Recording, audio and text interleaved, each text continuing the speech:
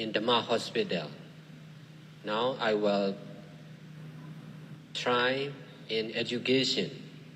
Everything will be free, but many people will support who like this idea and activities for sure.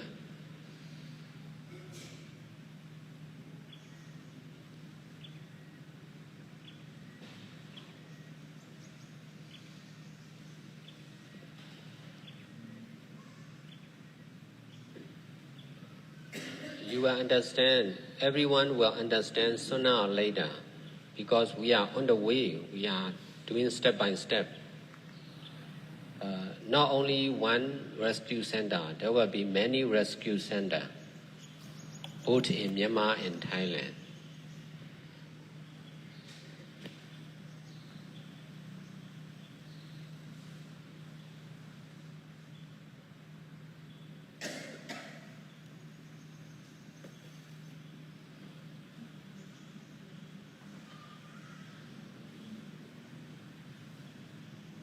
Dạ, lúc nãy con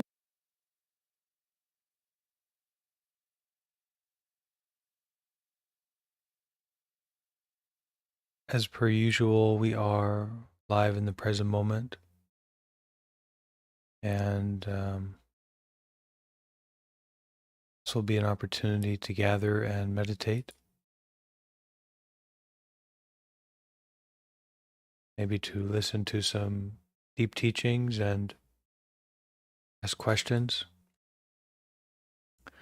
My teacher, Sayadaw Ashin Otamasara, is currently in Vietnam teaching. And so we will have the opportunity, if you join through this live stream, to see his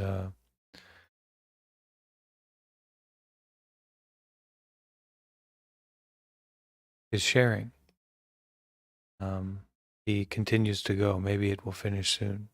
You know, not really anything is for sure what will happen, but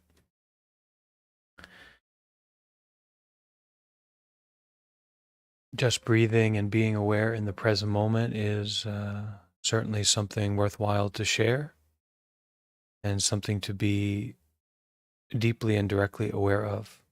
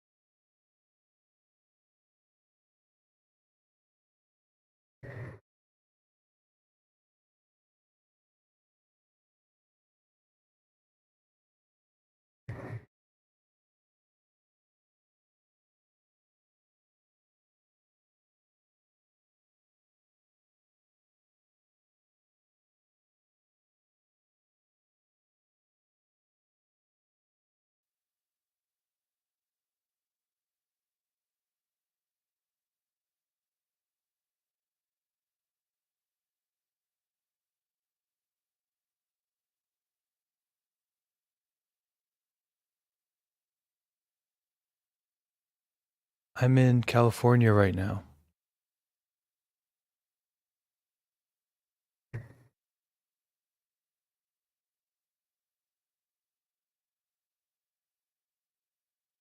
Mr. Monk. Do you have a question? Was this a question time?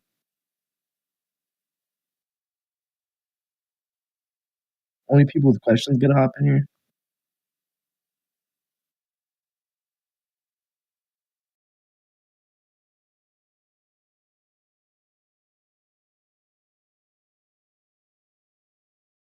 I'm having something business.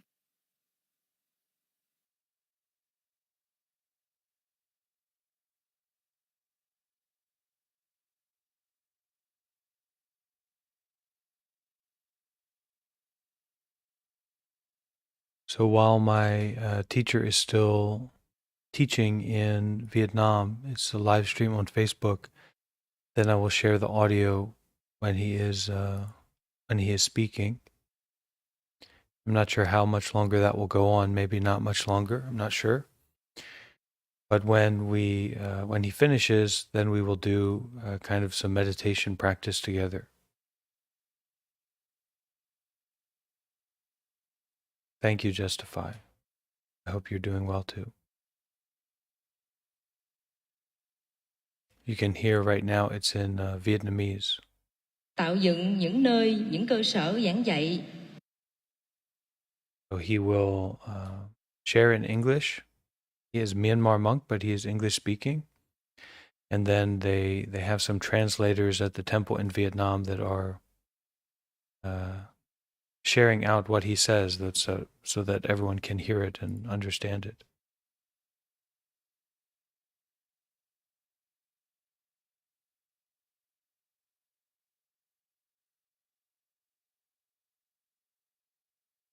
Hey, Steve.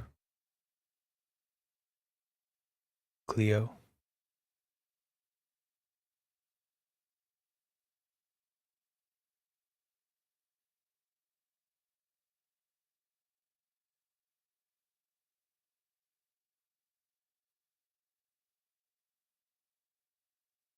We are invited to be aware of our breathing and just sit.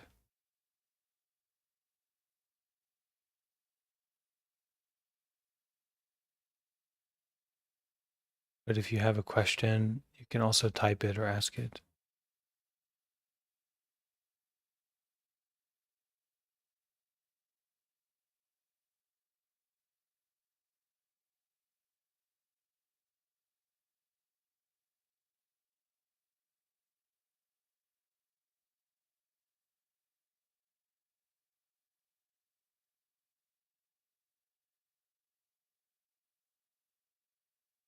Let's see if I can maybe share the video.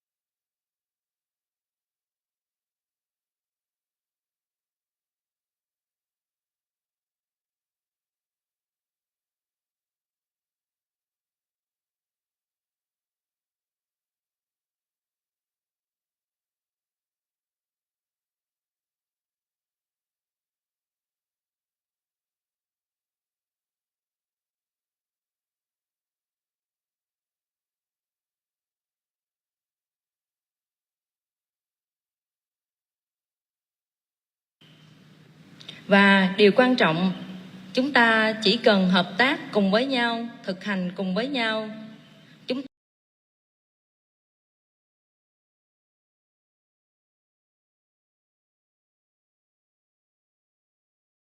So in Vietnamese.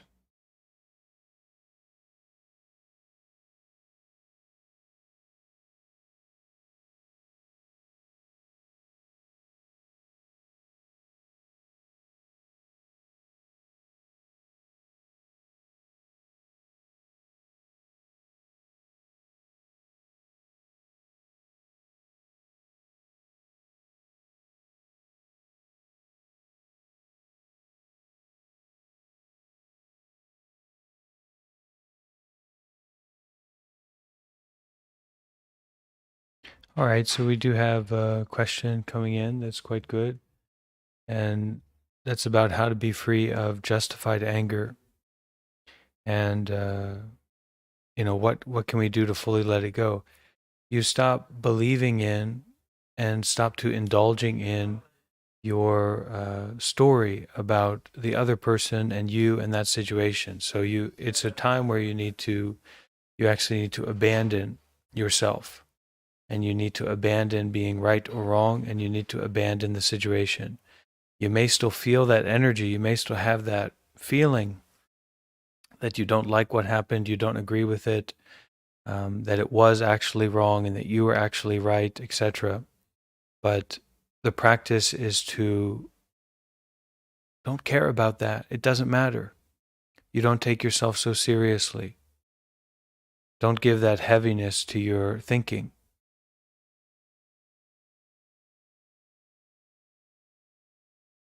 And that means that we don't give a heaviness to any of our thinking, any of our story, any of our complicatedness that we find ourselves constantly involved with and stuck in.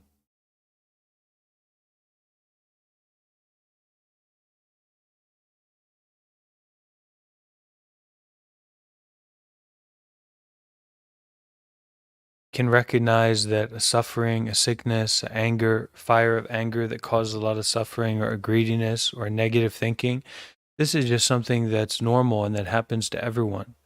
So you don't need to be afraid of it in the same way that you're not afraid of grass. You're not afraid of clouds or storms. You're not afraid, you don't need to be afraid of changes in the weather, because it's just change.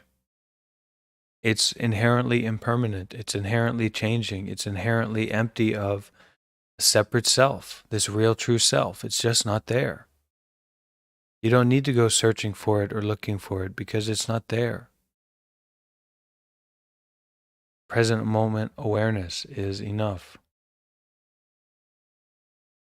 Okay, you can, to learn how to untangle and to unwrap yourself from the seriousness that you're giving to a particular person at a particular time, a particular situation, a particular state of health or sickness.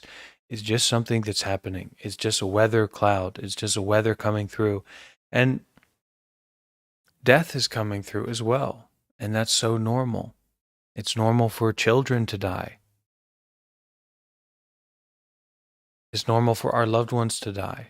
It's normal that we will die. It's just a natural thing. It's not, there's not so much to get worked up about it, because it's more natural than a Slurpee. It's more natural than driving a car. And sometimes we do get worked up by those particular things, right? Driving a car or doing this or doing that. But actually, we know that it's something we can put down. It's something we can step back from. And we need to emphasize that putting down and that stepping back from. And our emphasis on generosity, our emphasis on doing good deeds,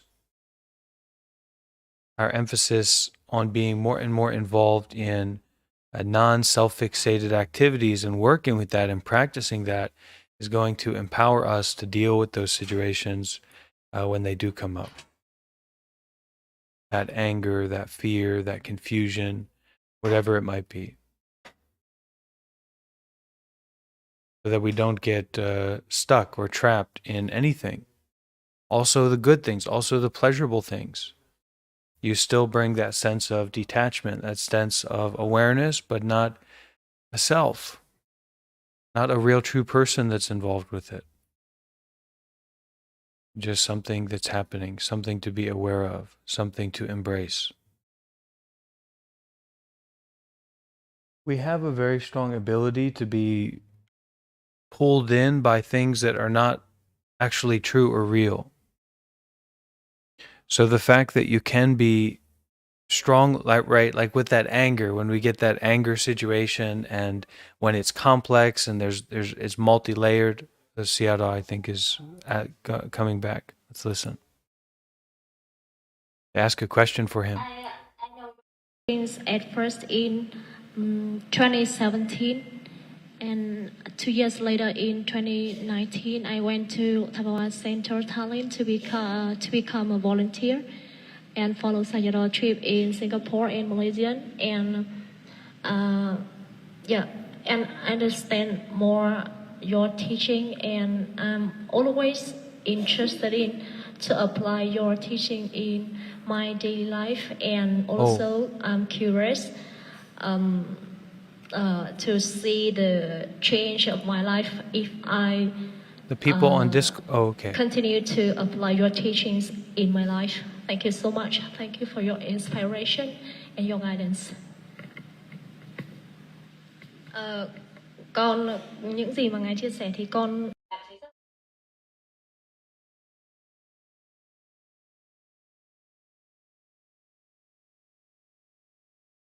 This might be the end of the event.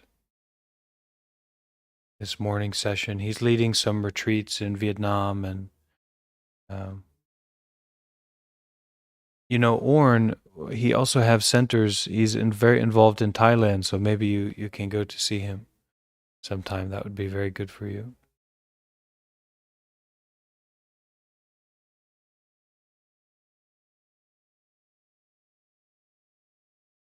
Let's see.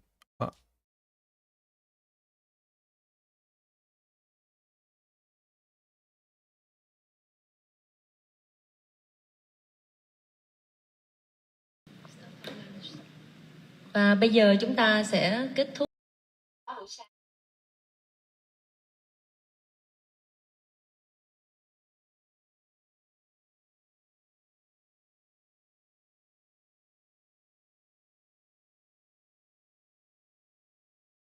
Yeah, I think finished. All right.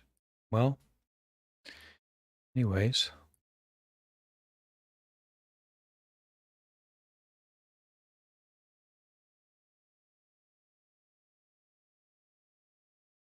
So we are back in the present moment.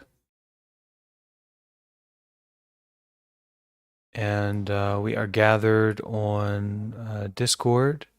And also we have a group of people watching on TikTok and a group of people watching on YouTube, the YouTube live stream. And of course we have a group of people here on Discord.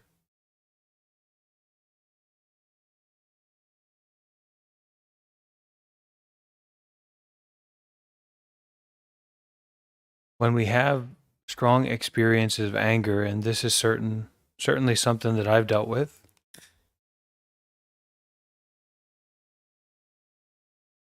it comes to the surface, this capacity that we have to really get tangled up in appearances, in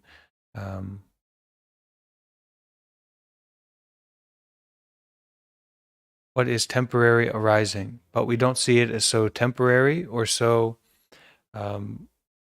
like many more dimensions that we can understand, but actually we grasp on it, and we grasp onto a sense of knowing of what's going on and what the situation actually is. And so this righteous anger and this righteous position of what's really going on comes up for us. And we're convinced by it. But just because something is convincing doesn't mean that it is the truth, or especially that it's practical, or that it's necessary to use or to experience or to believe in.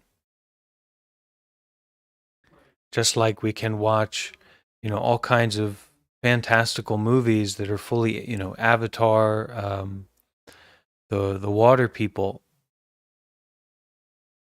but it's not real. It's just an animation, and yet somehow we're so convinced, we're so drawn into it, we're so stuck in it. And in the same way, when that anger comes up, when that reactivity is there so strongly in us, we're also very stuck and attached. But actually, when that anger goes away, when that fire goes away, we don't even care about that situation. So we can practice to recognize when we get stuck and when we get caught up in this righteous anger or this anxiety or this fear, and to practice untangling ourselves from believing in it. Even though it's there, even though that sense of, I am suffering, I am feeling this, or I am numb, even though it's there, you don't take that convincingness of I in it to be the ultimate. It's just an appearance.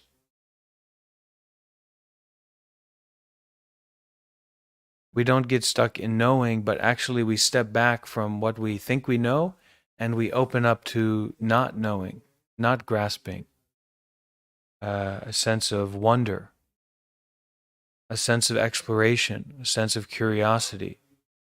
that isn't so locked into a particular view or a particular way of reacting or a particular way of moving forward.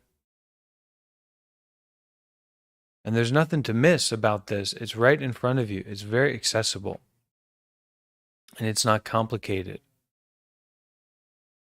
But we have to prioritize not our reactivity, not our judgment, not our complicated thinking about a particular person or situation or story, but this noticing itself, this awareness itself in the present moment.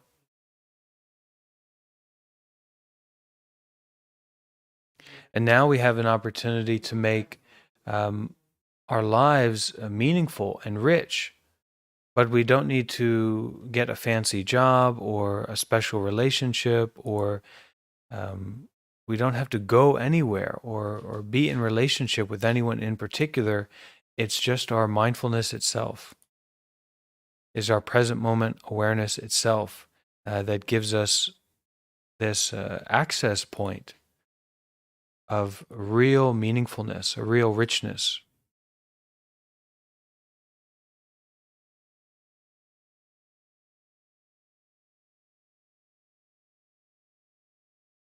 So, what a treat it is that we're all here together in the present moment. I'd like to invite everyone to join me in meditation practice. So I'll offer some guidance, and we can invite and support one another to really open up fully to a quality of noticing, a quality of offering out our awareness and our presence, not just to all parts of the body and not just to the environment, but all parts of our life and all parts of our reality as well.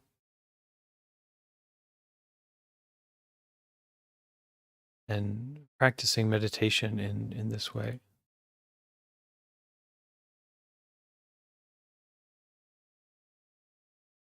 So let's start with finding that comfortable, stable position, finding your meditation position, whatever it is for you. And it's not just the position of your body, but it's also the position of your mind. It's the position of your intentionality and your sincerity. So you bring your mind to a space where you're not so easy to go and do something else. You're not so easy to get lost in a judgment or an idea, or a judgment or an idea about a judgment or an idea, or related to a sensation, but rather there's this real quality and intentionality of being willing to step back from that reactivity and step back from that complicated thinking and just to embrace, to be with.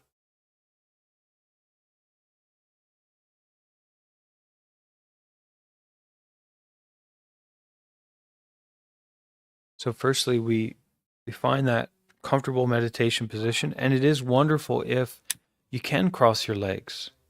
It's a really nice way to sit. If it's too comfortable for you, too uncomfortable for you, then that's okay.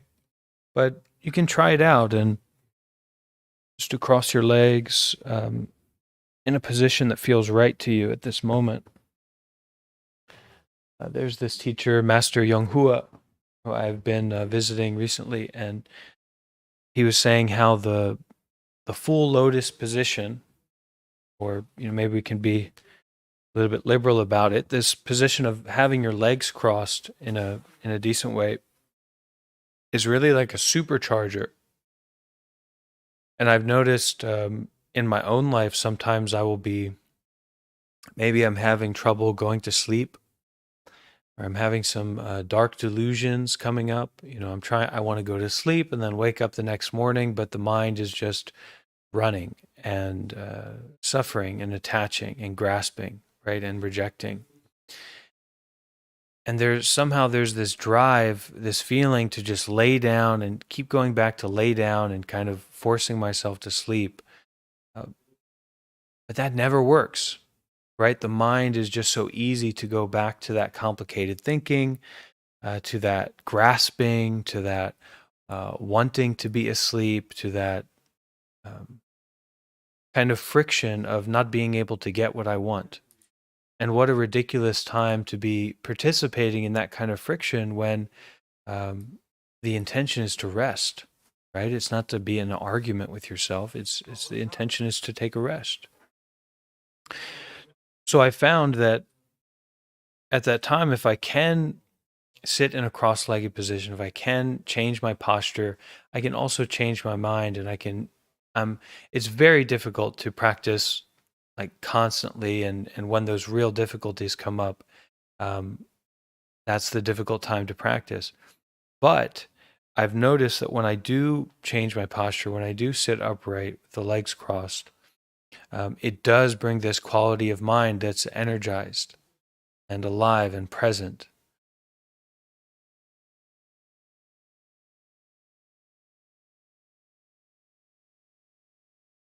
So finding the meditation position for your body and your mind, sincerity, comfortable, stable position.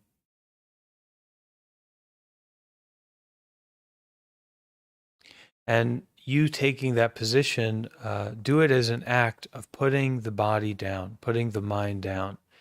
Is not for us to deal with anymore, to fix, to solve, to judge. But we're, in a certain sense, getting out of our own way. We're putting the body down. We're setting the mind down.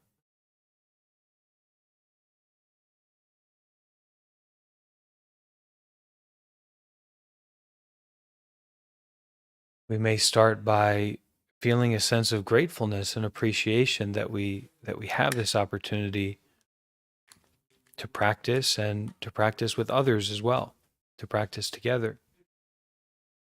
That the good conditions have come up for us to practice. So breathing in deeply, we can breathe in this sense of gratefulness and appreciation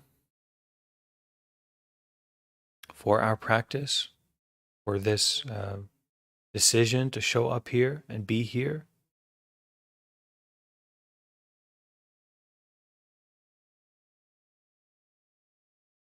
And with that intention to be here, and that interest in being here, and that interest in showing up, I recommend you really start to breathe in such a way that is a soothing and attending to what you are aware of right now. Maybe it's relaxation, maybe it's anxiety, maybe it's a pain in the body, maybe it's something in the mind that's been bugging you.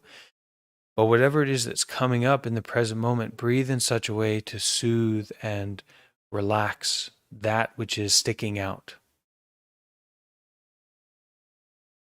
that which you are getting stuck on, that which you are entangled with, in the brickle bush. Breathe in such a way that you can truly enjoy your breathing.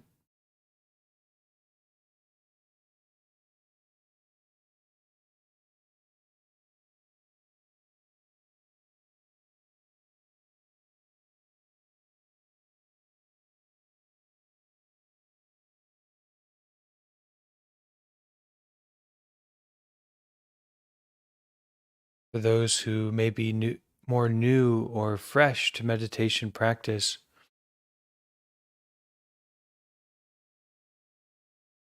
we are here to breathe and relax. There's no success, there's no failure. The mind being full of thoughts is fine. The body being full of sensations is fine. Your heart beating fast is fine. Everything is okay.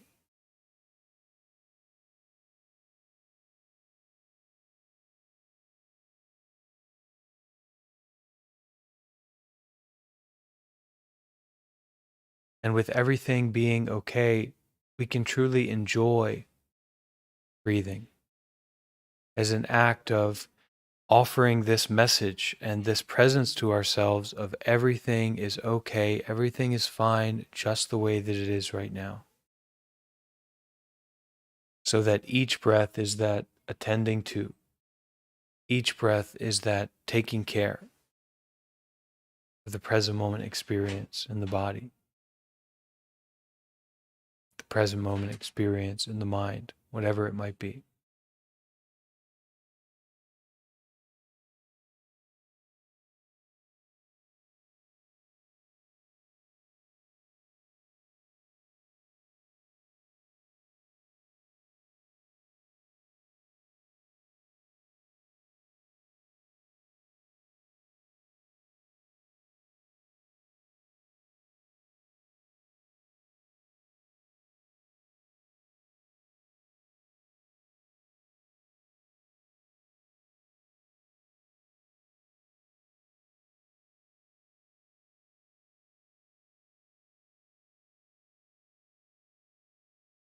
I like to say, don't be shy to breathe as deeply as you need to. Just to stay in this space, this modality of just sitting here, just being here, breathing and aware.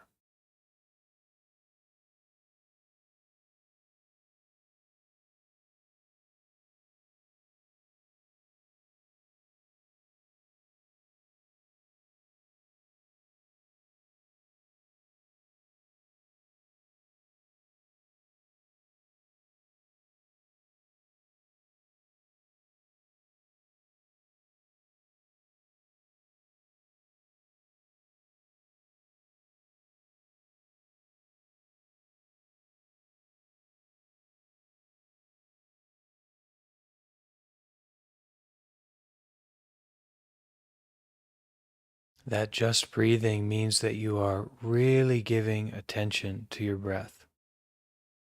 You are aware of your breath as a present moment experience.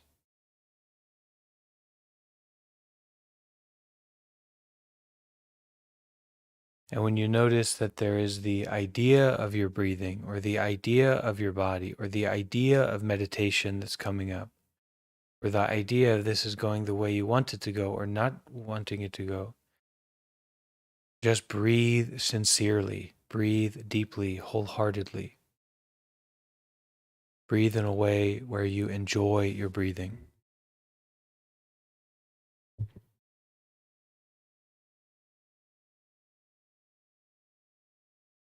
When you get distracted, come back to just breathing.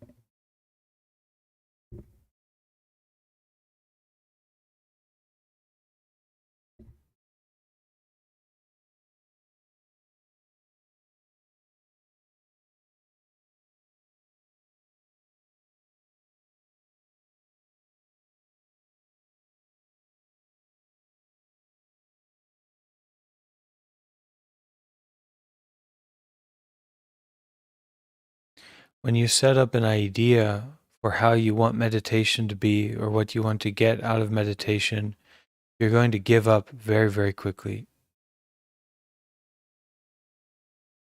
The meditation is exactly that there's no idea necessary. There's nothing to get out of it. There's nothing that makes meditation not meditation. That is just sitting here, just being here, just breathing and aware. Whenever that's interfered with, come back to non-interference, non-involvement. Just breathe.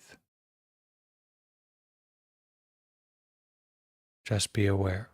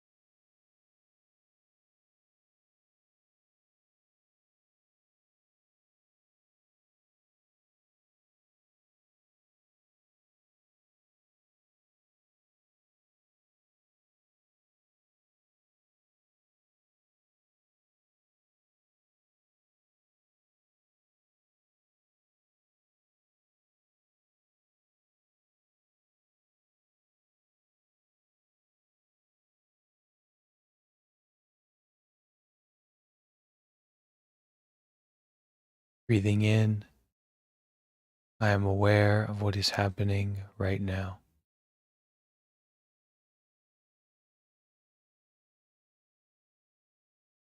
Breathing out, I embrace what is happening right now.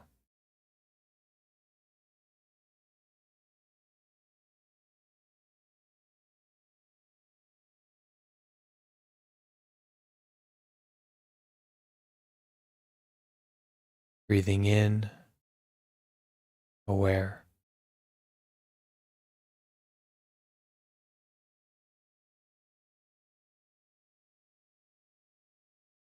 Breathing out, embrace.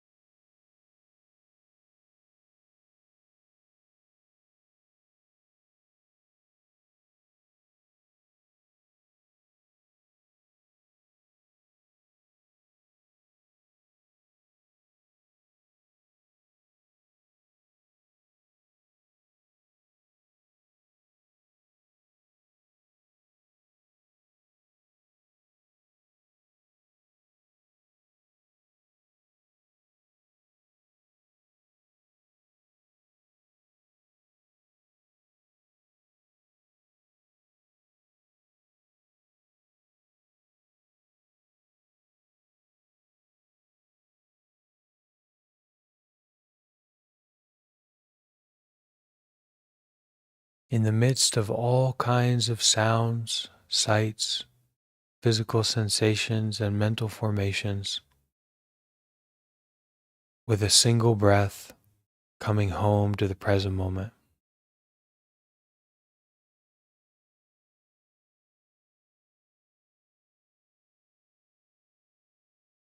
With a single breath, letting go.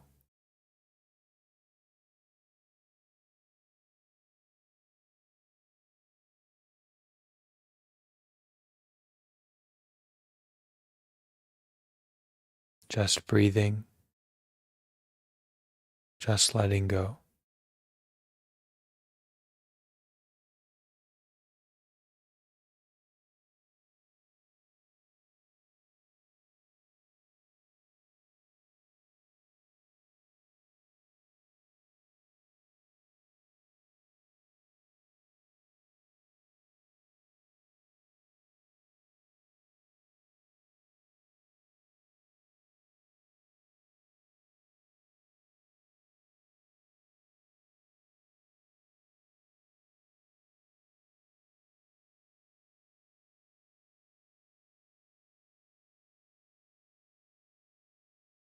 We can repeat together some phrases of metta, some phrases of loving kindness.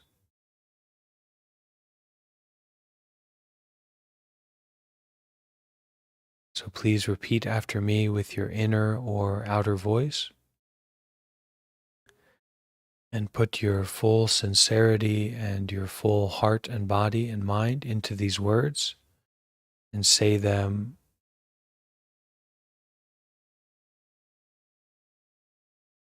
without any excuse or any debate, but just to wish this loving friendliness, loving kindness towards ourselves wholeheartedly.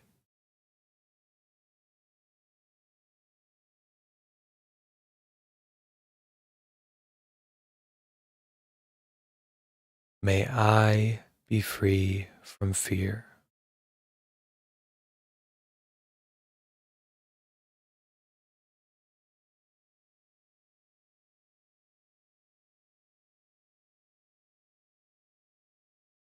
May I be truly free from fear.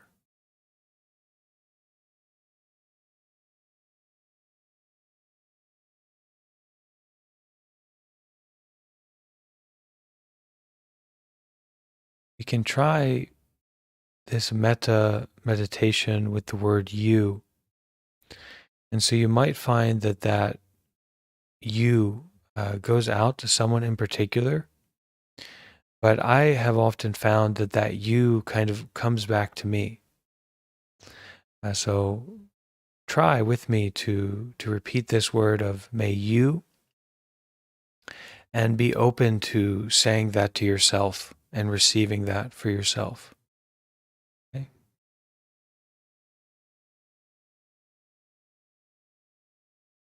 May my heart be filled with freedom.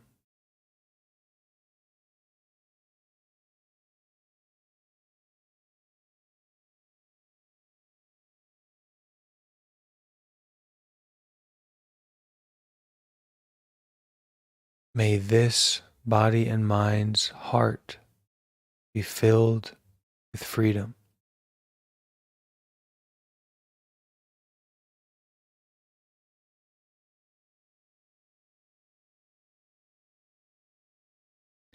May you be filled with freedom.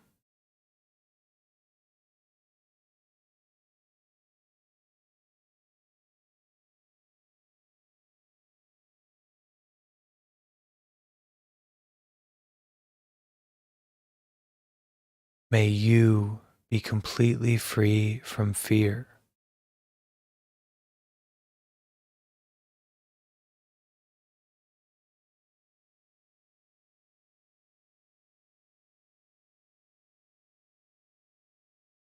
May you be safe wherever you go.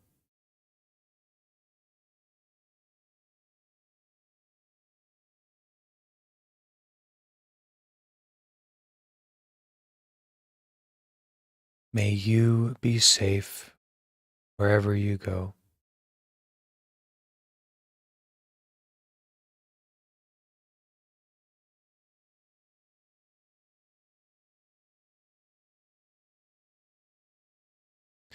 May I be truly happy.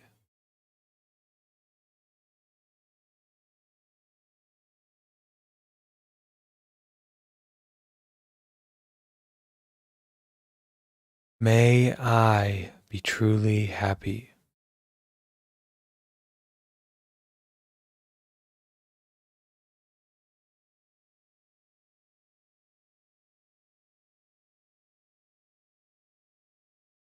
May you be truly happy.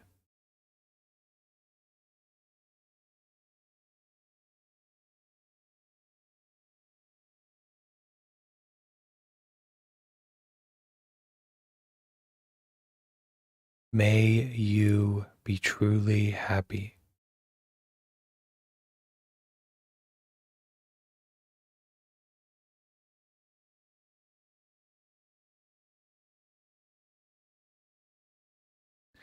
May I take care of myself skillfully.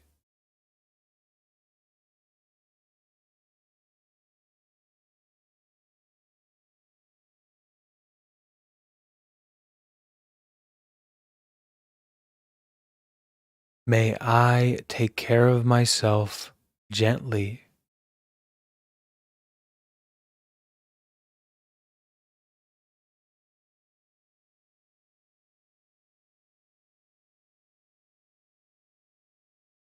May I take care of myself compassionately.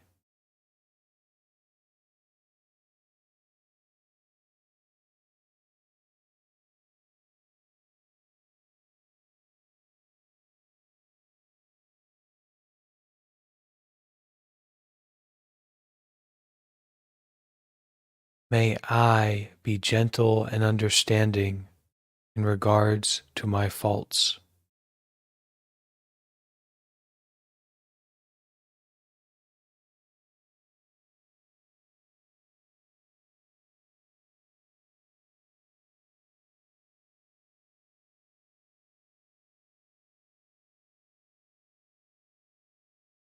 May I be gentle and understanding in regards to my faults.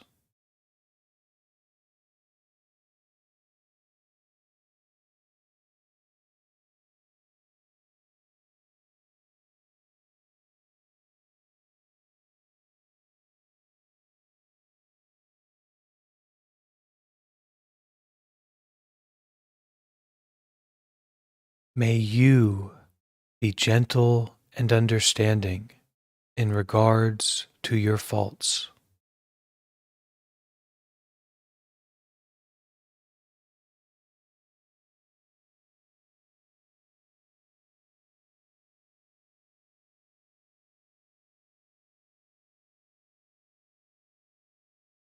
May you, whoever you are, be gentle and understanding in regards to your faults.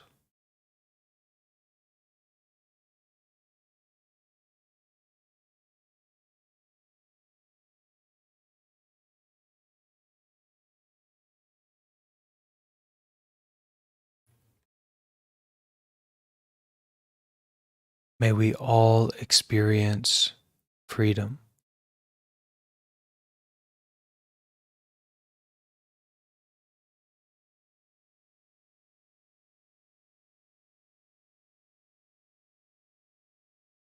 May we all experience a sense of peace and well-being.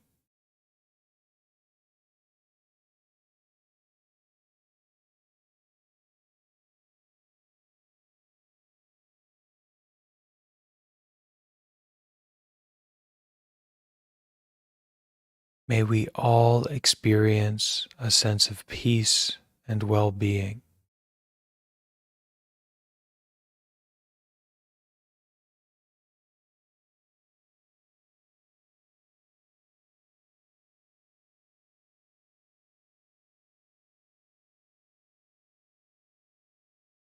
May I be gentle towards myself.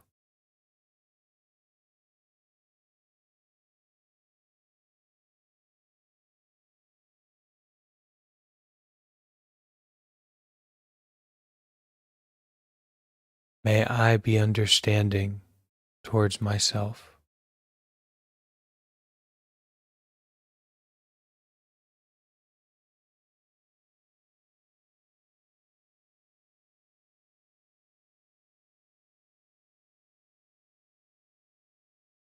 May I be sweet and loving towards myself.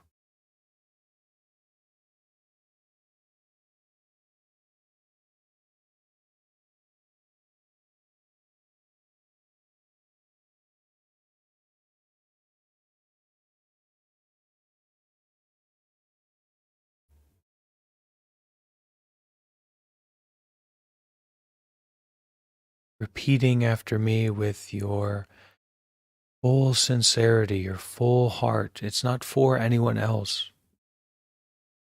Even when we are wishing out our loving kindness, even when we sending out that energy of friendliness, it's not for anyone else. It's something that we do for all. It's something that we do without any limits.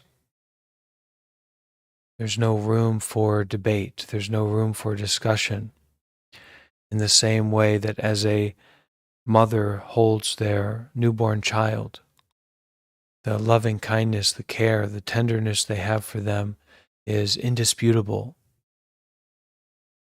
So too we speak these words, we express these words.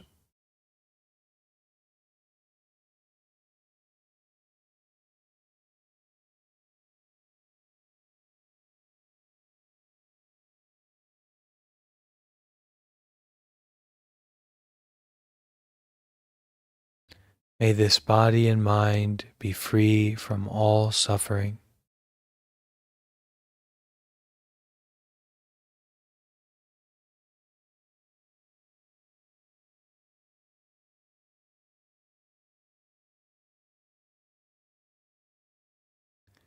May the bodies and minds of all the people I encounter be free from suffering.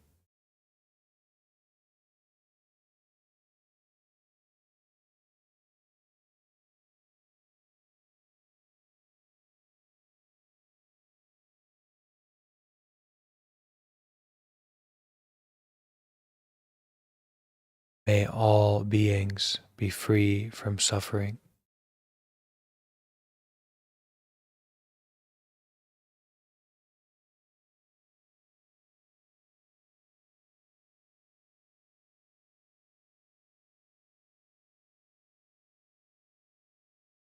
Breathing with metta.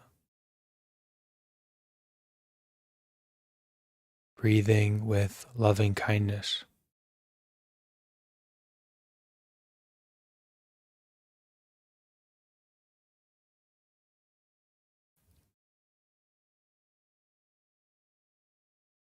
Just breathing and being aware.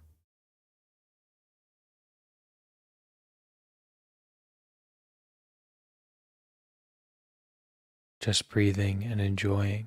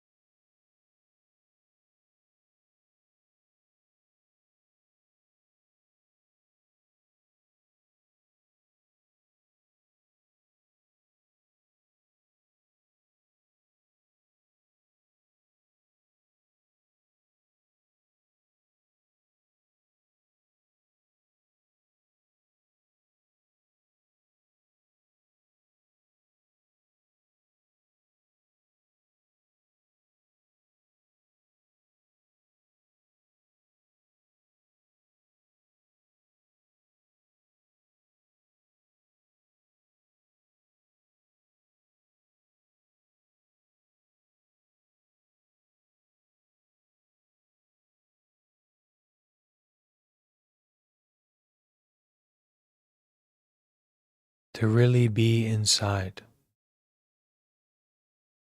to really be aware of this heart, this body, this mind, exactly as it is right now. And taking that as the point to offer out any attachment to the way it is right now. Just breathing, just that awareness itself. Offering that not only to this body and mind, but offering it out in all directions. Just to breathe, just to be aware, just to enjoy this moment, just to enjoy no moment.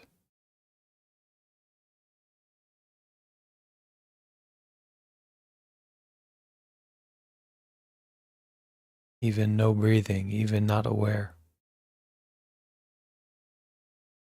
Completely uninvolved.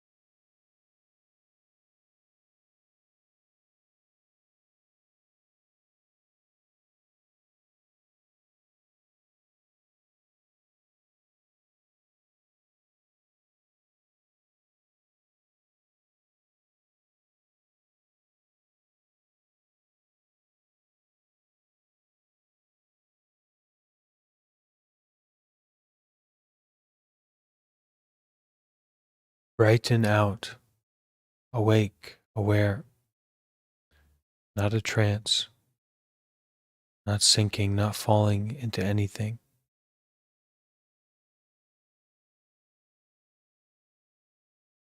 But to brighten the whole body and mind with our awareness, with our kindfulness.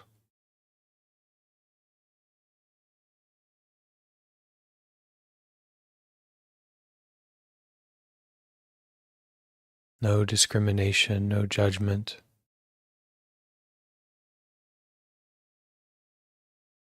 Embracing only.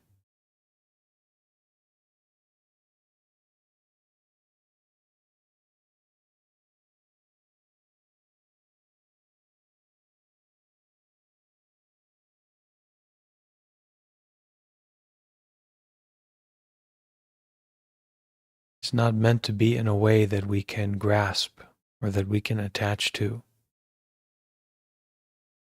It's meant to be free of grasping or attaching to. It's only offering out.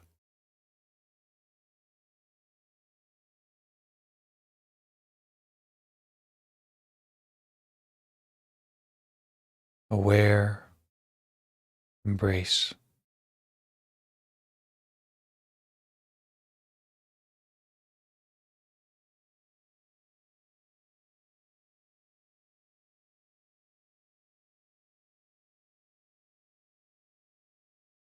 And most importantly, to enjoy.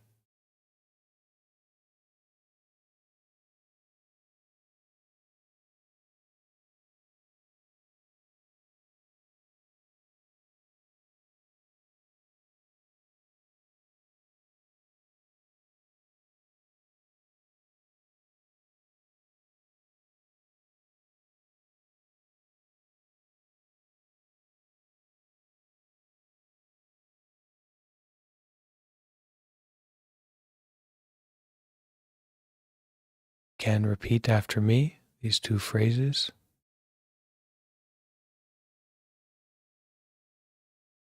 Breathing in deeply, I know that I am safe.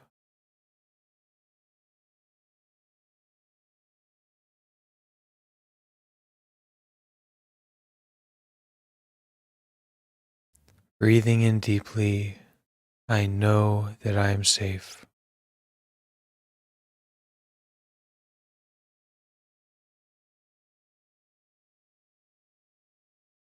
Breathing out, freedom appears.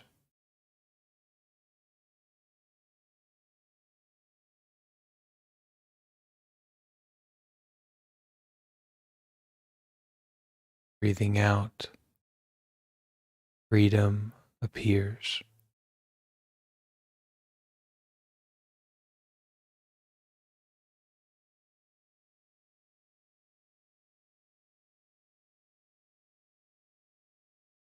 Breathing in deeply, I know that I am safe.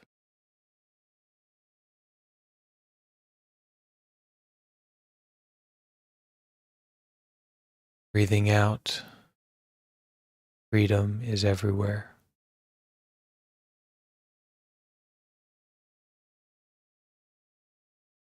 Safe. Freedom.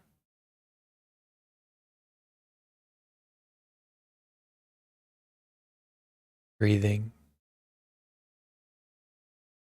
Awake.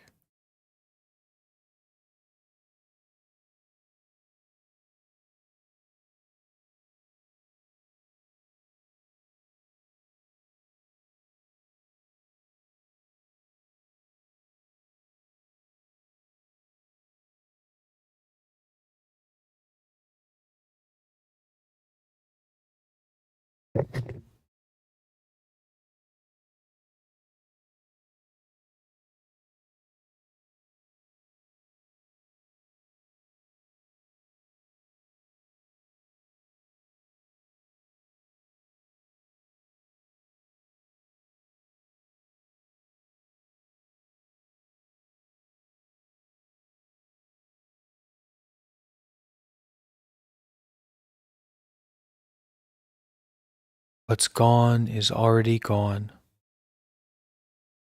and what hasn't come needs no thought. Now for a right now line. Plums are ripe, and gardenias in bloom.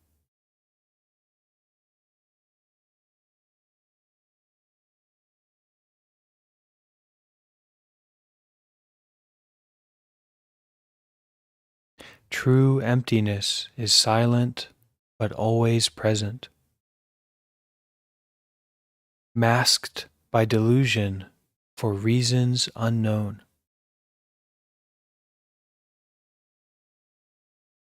Our true nature never leaves unreal existence.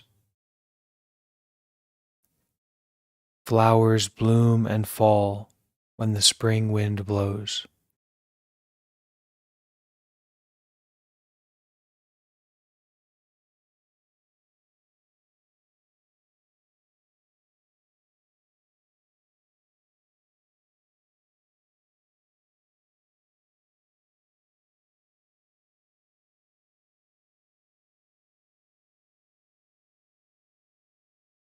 Allow any sense of taking yourself seriously to relax and release.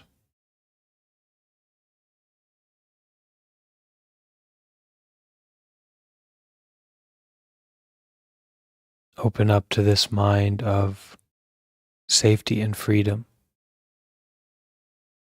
that is permeating all senses.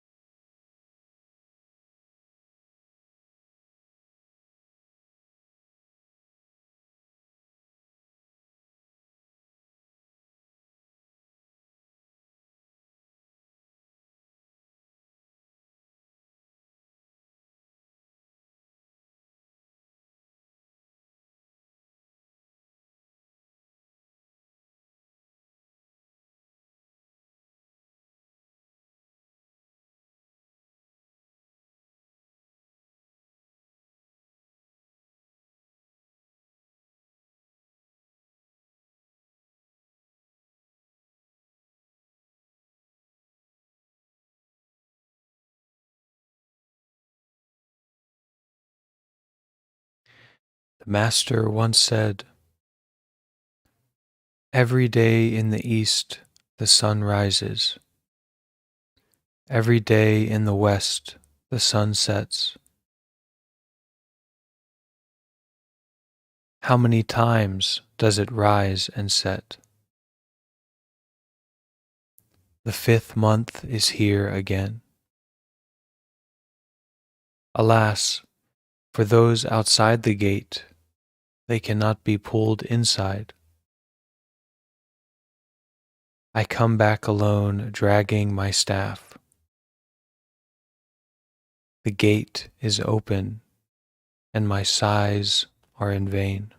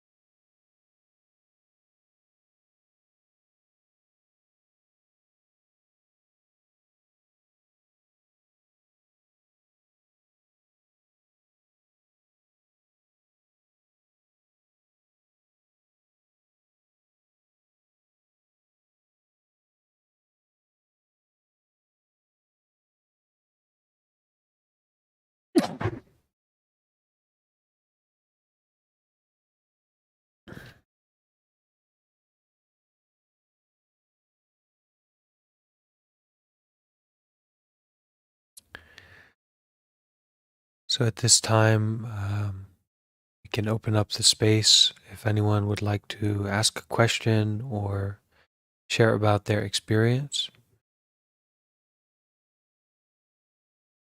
Also, if you've been joining for the meditation, you're invited to massage your face, your head, just to do a little bit of a self-massage. It's a great thing to do directly after meditation practice.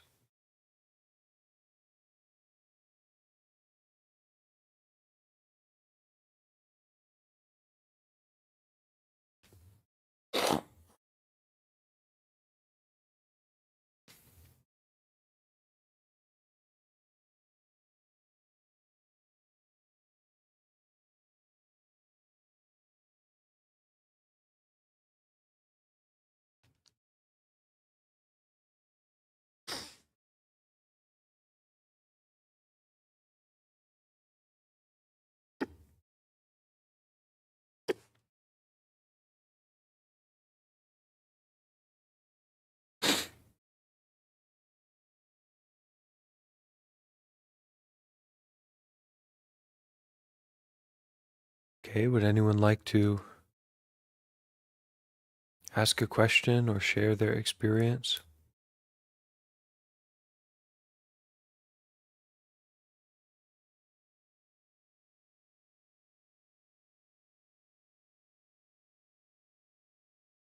This is a sage.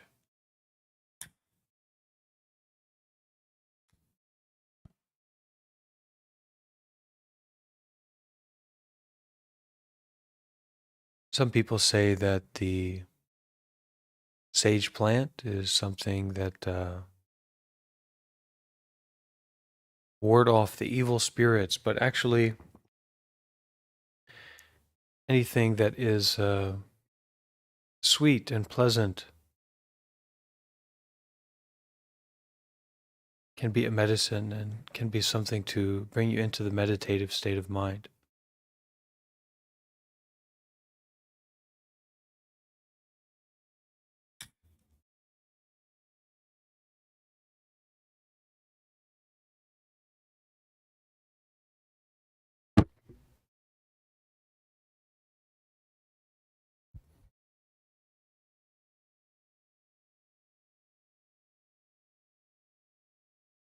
Is this your first time joining, Ralph? Do you want to share about your experience?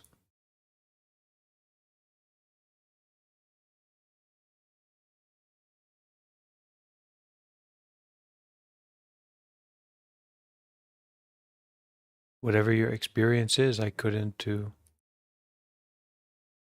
know.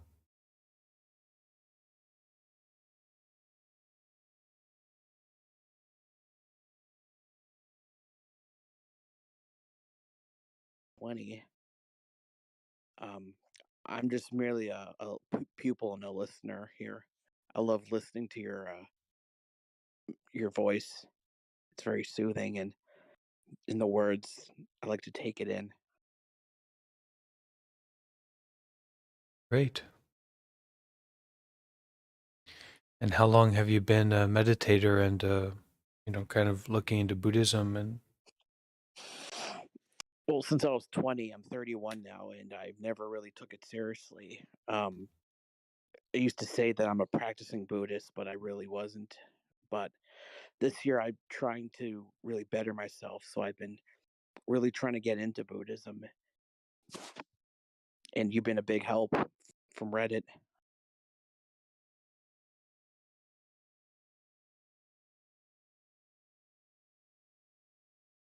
well, glad that you're here and that you're practicing.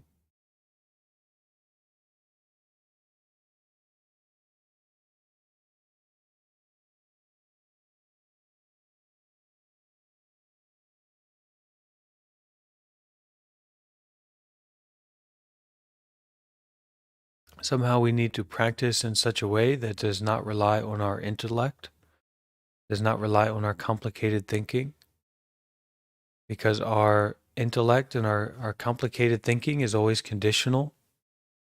And it's not just conditional in terms of the objects or the subjects or the kind of real true story that's around us, but it's also conditional in relationship to the body, the state that the body in. So it's not reliable. We can't practice consistently if we're just relying on our intellect or relying on conditions.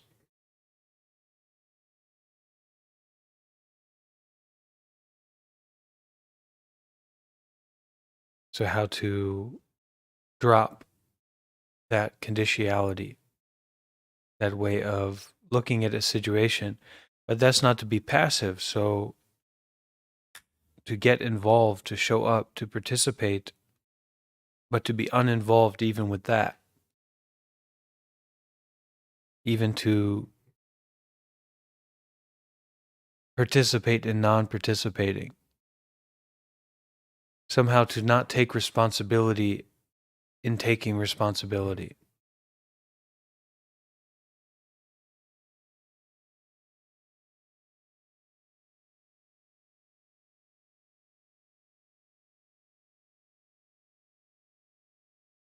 Maybe the simplest way to look at that or work with that is to do what we should do more and to do what we shouldn't do less, but not to identify with the doer in the midst of that, even though we are quite involved with it. We're using our willpower, we're checking in daily with how our actions are affecting our mental or physical state.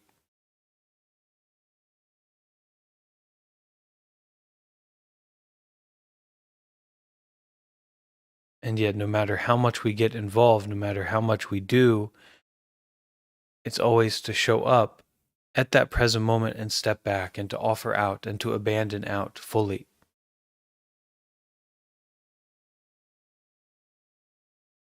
And that's inclusive of taking care of ourselves, taking care of others. There's nothing that we can't do because we're practicing like that.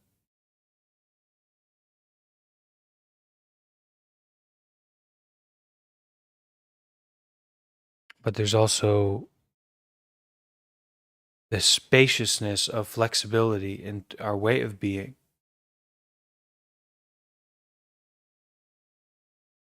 Because we are actively disentangling from our self-fixation.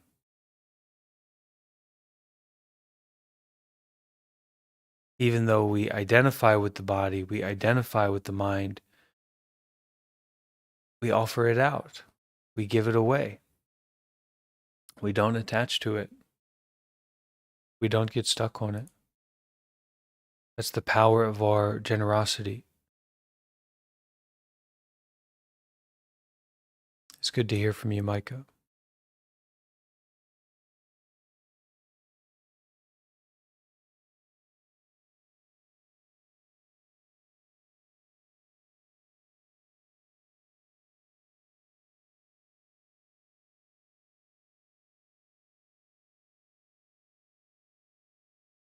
I do have a few questions, if that's okay. All right.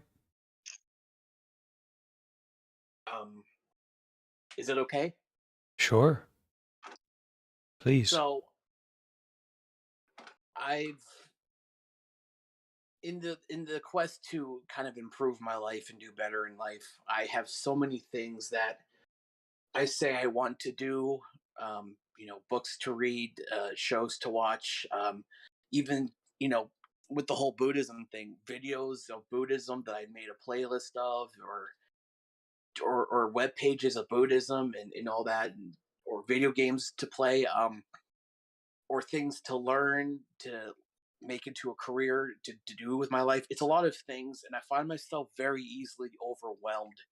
And I want to know what Buddhism says about how to get over being overwhelmed easily and putting things off because of it and just feeling like it's too much.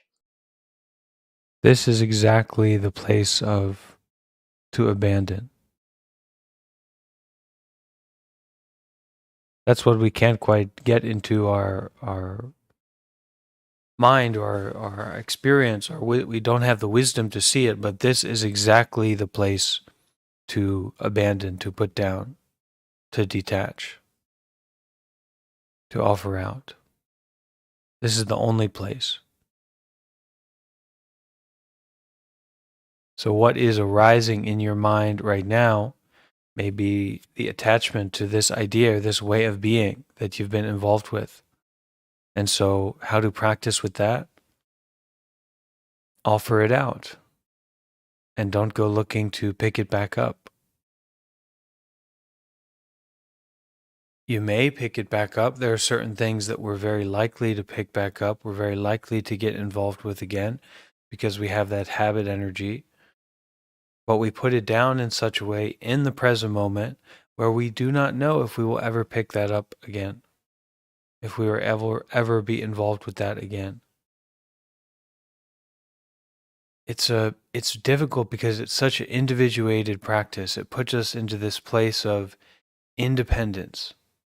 It puts us into this place of really having a capacity to be free of what we expect or what we've been like before or what we are likely to be like again, even though all of that is relatively true. But somehow we're free of it because in this moment we are willing to put it down. And that's what we practice with in these situations. How do we put it down? Well, how do we die? You don't need to ask that question. You need to recognize and embrace the reality.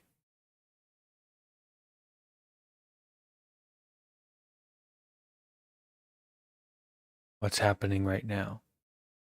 And to embrace that and to face that and to be with that, that's the most nourishing activity. Otherwise, you should to prioritize doing good deeds, not just to get for yourself, to get more knowledge, get more power, get more experience. You don't know, but you intention to do good and bring benefit, not just for yourself, but for all.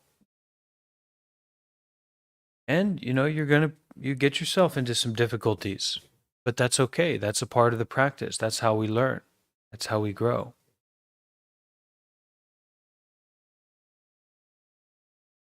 So you have your precepts. Don't kill, don't steal, don't lie or speak harshly. Be very, very careful with your sexuality. Don't commit sexual misconduct. Don't take drugs or intoxicants.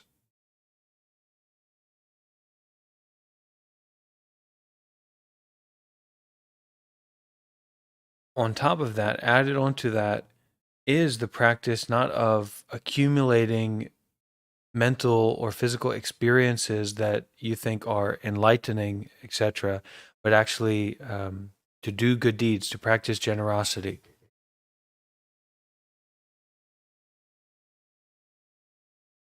To offer out, to follow, to open up, to be able to follow. That's something that you do here with me, but there may be other opportunities for that as well. And that's a much more direct way of nourishing the Dharma mind and the Buddha mind and the Sangha mind than just trying to consume these materials. There's too much for you. You couldn't consume it all. You'll be a hungry ghost with a tiny mouth and a big belly trying to listen to as much Ajahn Brahm as you can. The truth is you don't need to listen to anything. You need to put down everything. You don't need to listen to anything. You need to put down everything.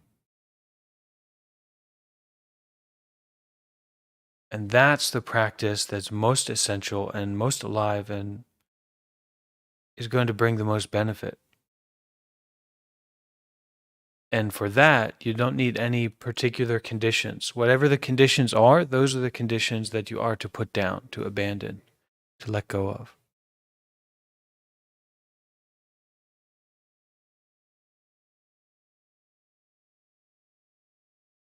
Mainly we need to learn how to find that deep intentionality of being a good person, which eventually leads to a deep intentionality to be this is a silly word, but a woke person or a based person. But it means to have a meaningful relationship with how we take care of our mind and how we take care of the environment. For some, for people in this realm, that would be in terms of wisdom. So how do we take care of the mind? How do we take care of the environment in terms of wisdom, in terms of insight? So for that practice, it's great. You can have the access to good teachers and listen to Dharma talks, etc. But what's most essential is to abandon, to put down, not to pick up, not to grasp, not to accumulate. Whatever it is that you accumulate, you are to offer that out, to give that away.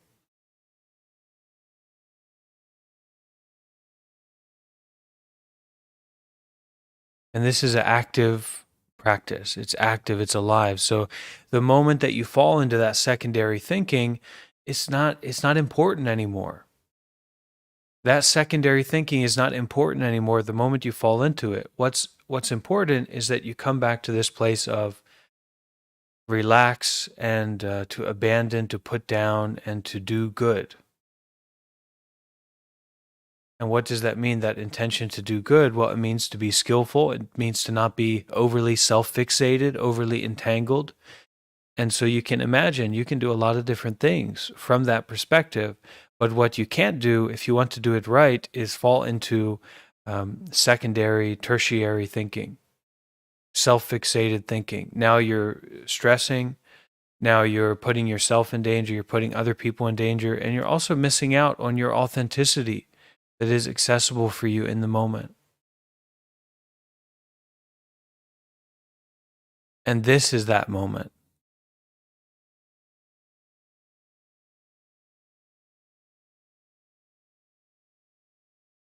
And this is a happy moment.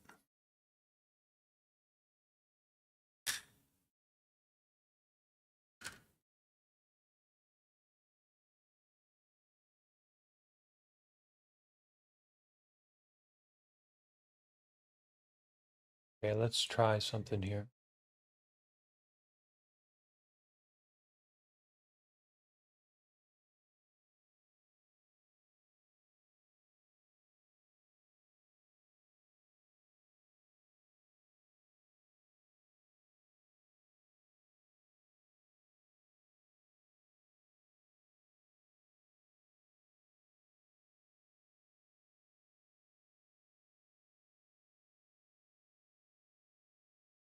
You don't give so much attention to this mind that's saying things and making judgments, and it's really not that important.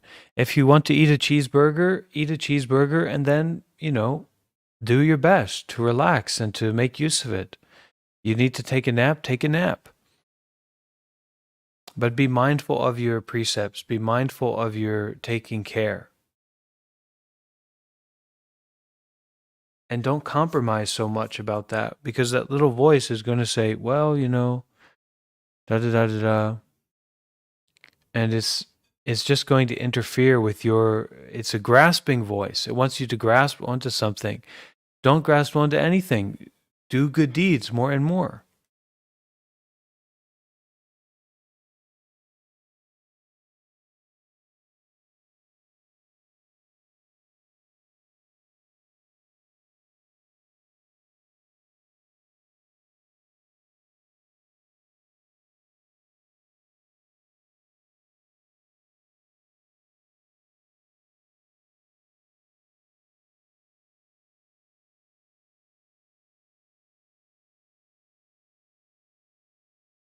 Can I have a couple of questions?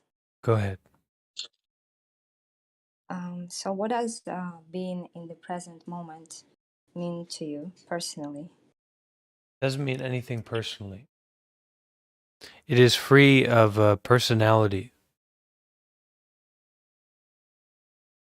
The present moment doesn't depend on a personality or some particular place or some particular time. Also, the present moment isn't real. but it's a way of broaching the subject.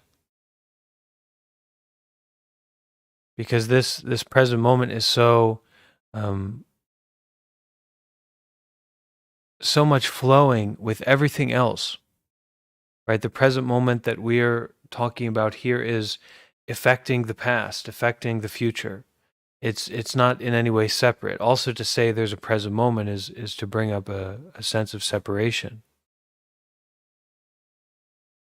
So there's not even a present moment, let alone, how to take it personally. But how to take it personally is a hunger, or I feel sleepy, or I feel angry, or I feel, but it's not that important. The intentionality, the showing up, the stepping forward is what is important to me, what I'm prioritizing. Not my personal view. My personal view isn't very important to me.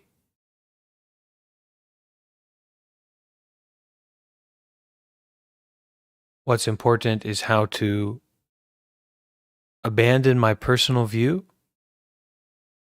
and become more aware of skillful views as it applies to this body and mind, and also to the bodies and minds of other people.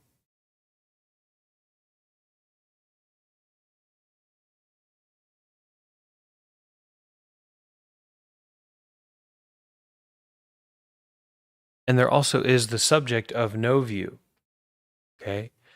That's more of a meditation.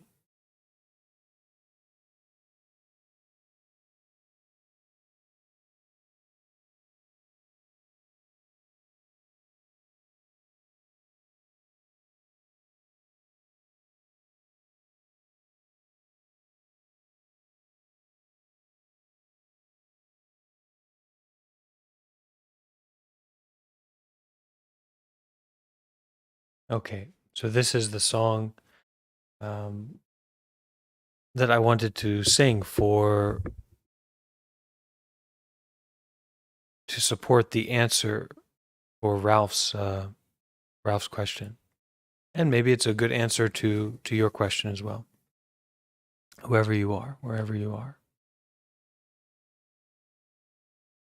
This is it. This is a happy moment. This is it. It is a wonderful moment. This is it. I have arrived at this moment, and the only moment is now. This is it. This is a happy moment. This is it. This is a wonderful moment. This is it. I have arrived at this moment, and the only moment is now.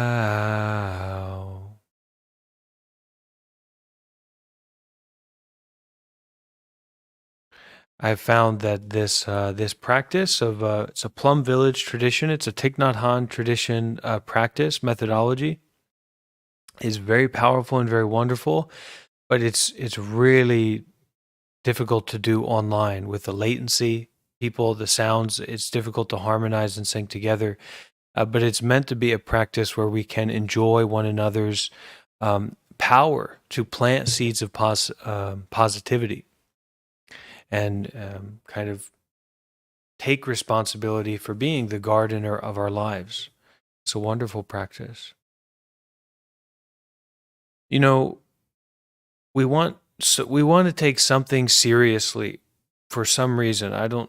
Maybe because we have this background, evolutionary background, where we're running around killing animals and starving and freezing, and it's very intense, right? So we want to be serious about something.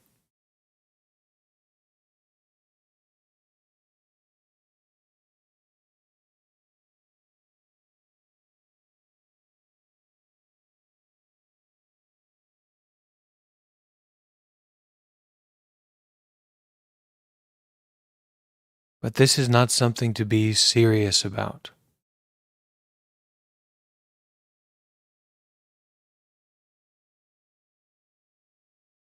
What we can be serious about is practical cases, taking care of ourselves.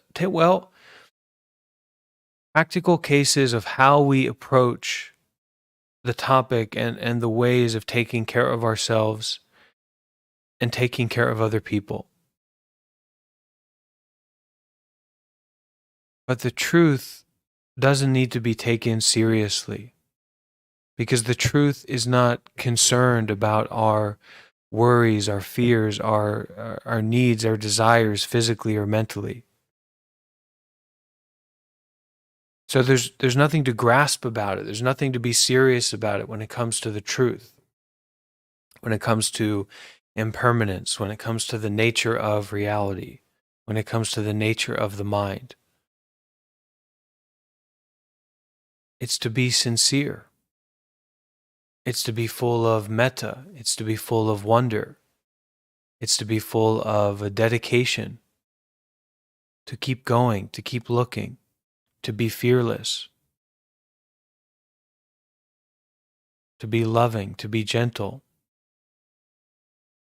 Right? Anger is serious. Greed is serious. Negative thinking is serious. And the way that we take care of those emotions and don't let the fire spread is not serious, but it's sincerity. And, what does this mean anyway? Don't grasp onto anything. But there are practical situations when you will grasp onto something. So you want to drink tea, well, you have to, hold on to the cup.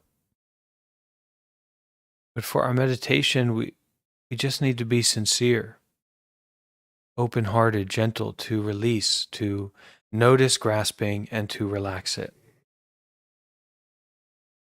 And if we can practice like that, everything around us and any situation, any environment can be a place for us to open up and get benefit, and also offer out benefit, because it's a matter of our sincerity, not our seriousness.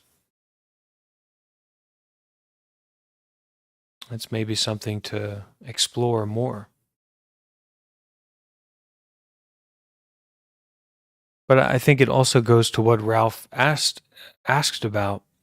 It's you get yourself in that situation where you're taking yourself seriously. You're taking the spiritual path seriously.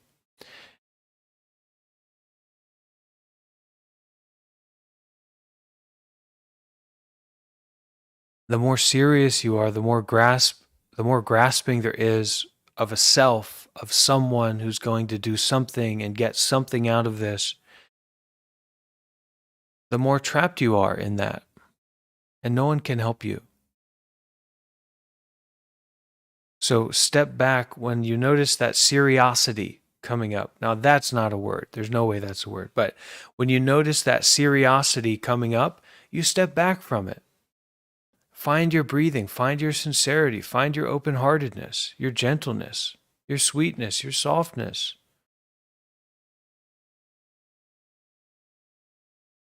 And you go from there.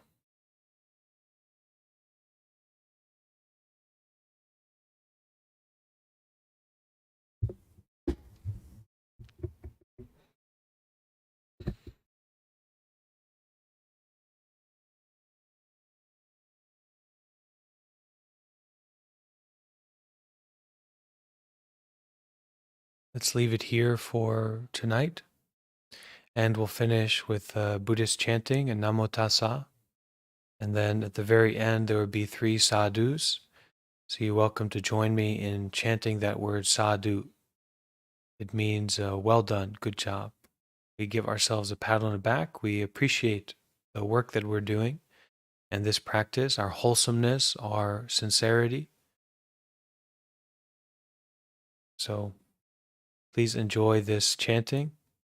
It has the meaning of to lift up, to recognize the wonderfulness of this Buddha mind, this free mind, this open-hearted mind. non-judgmental, non-intellectual mind that's right here and now, and that the Buddha embodies, represents. We finish with these 3 sadhus to say, well done, good job. You are invited to chant with me if you like. You know the words.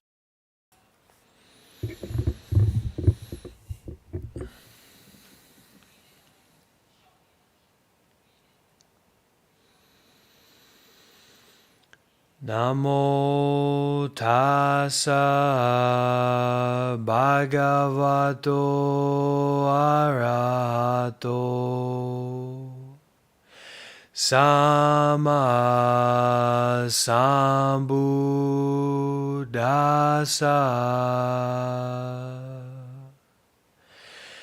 Namo tassa bhagavato arahato sama sambuddhassa.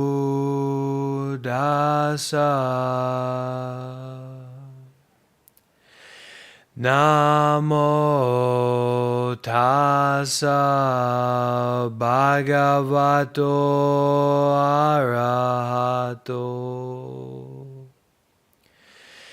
sama sambuddhassa.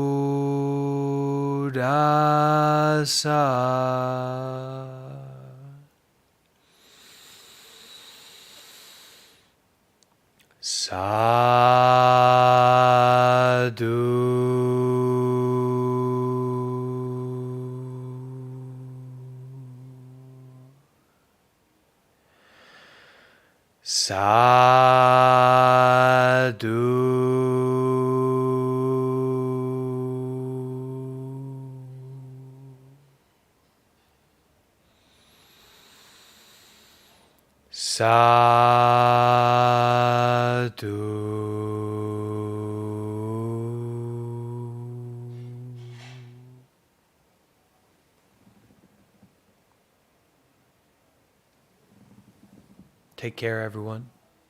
Be happy.